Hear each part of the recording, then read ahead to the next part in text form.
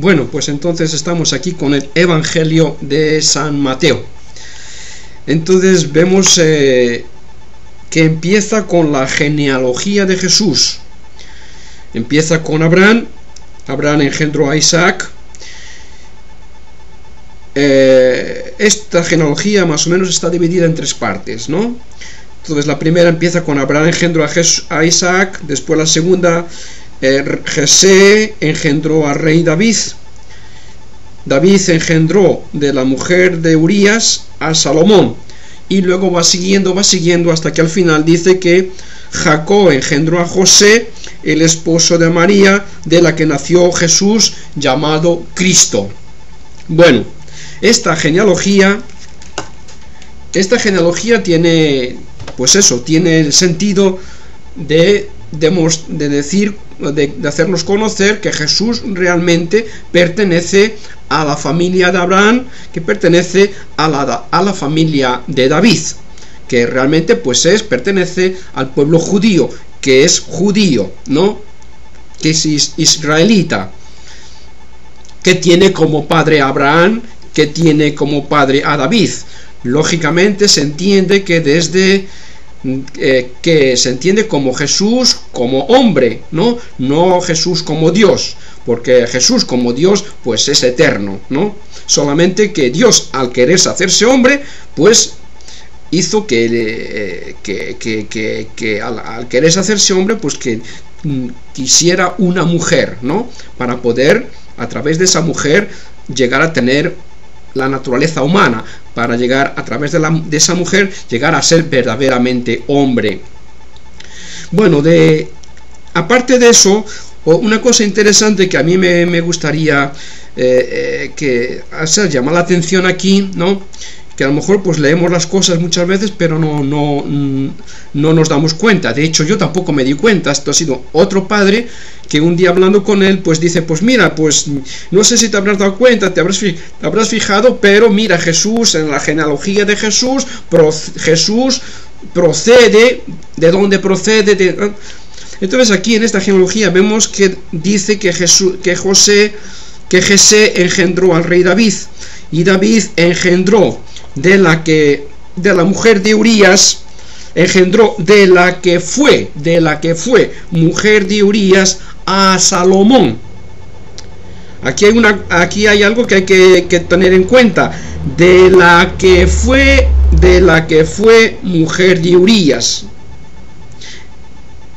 Sabemos que la historia de David, sabemos que un día pues estaba en su palacio, estaba allí en el jardín, o estaba allí desde su balcón, y entonces vio que por allí pues había,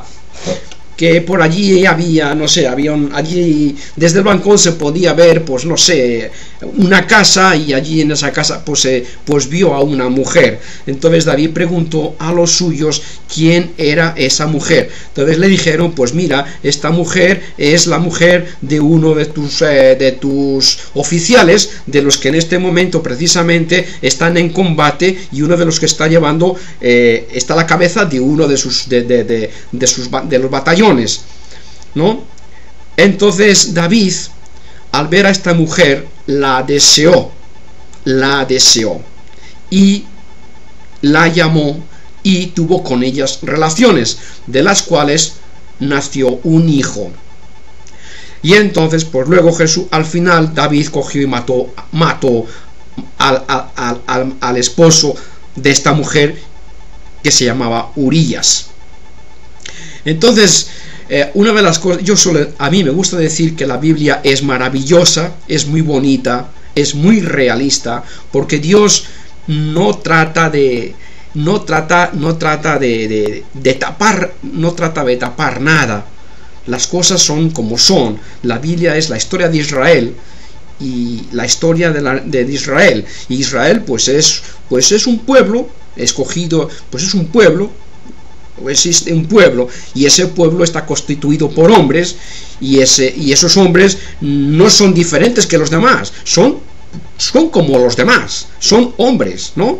En todo el sentido de la palabra, ¿no? En el sentido más amplio de la palabra, son hombres.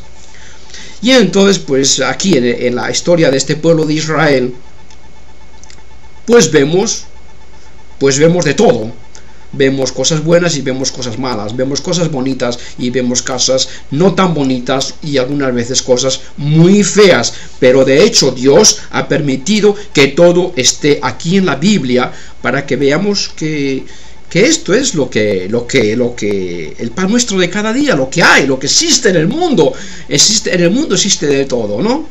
Y no podemos coger y decir, no, que este mundo solamente sea así. No, este mundo es como es, hay de todo, ¿no? Que cada uno siga por donde pueda, donde quiera, y que pida al Señor que le ayude, pero el mundo es así, ¿no? Y entonces en la Biblia vemos a este pueblo, y este pueblo está formado de hombres, y vemos muchas cosas, y entonces una de las cosas que podemos ver es aquí cómo Jesús procede de Abraham, pero también cómo Jesús procede de David, y cómo Jesús procede de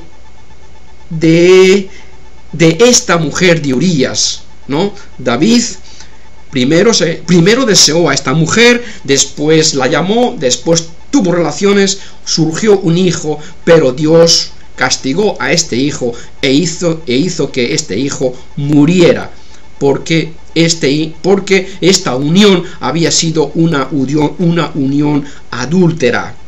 Y entonces Dios castigó a David con la muerte de este hijo. Después, no solamente David cometió un pecado de adulterio con esta mujer, sino que además luego cometió un crimen, porque Dios también mató a este hombre para que esta mujer quedara libre y luego se pudiera casar con ella. Bueno, en aquellos tiempos David y Salomón tuvieron muchas mujeres, ¿no? Y entonces pues Dios permitió que David cometiera este pecado y que tuviera estas relaciones y que surgiera este hijo. Dios, por otra parte, le castigó. Pero después, al final, se llegó a casar con esta mujer, y entonces uno de los hijos que tuvo David con esta mujer fue Salomón, el famoso Salomón, el rey Salomón, el que construyó el templo de Jerusalén, ¿no? Es famosísimo por su sabiduría, pero también él cometió pecados, porque tuvo muchísimas mujeres. Como no eran judías, eran de otros pueblos, y como eran de otras religiones, pues hicieron que también Salomón pecara contra Dios justamente por ellas, ¿no? Porque de alguna manera le desviaron su corazón del verdadero Dios, ¿no? Hizo muchas cosas que Dios no quería. Bueno, pues entonces en esta genealogía, ¿no?, vemos como Dios permite que su hijo eterno, al hacerse hombre, tuviera que dentro de esta genealogía hubiera un momento que había sido que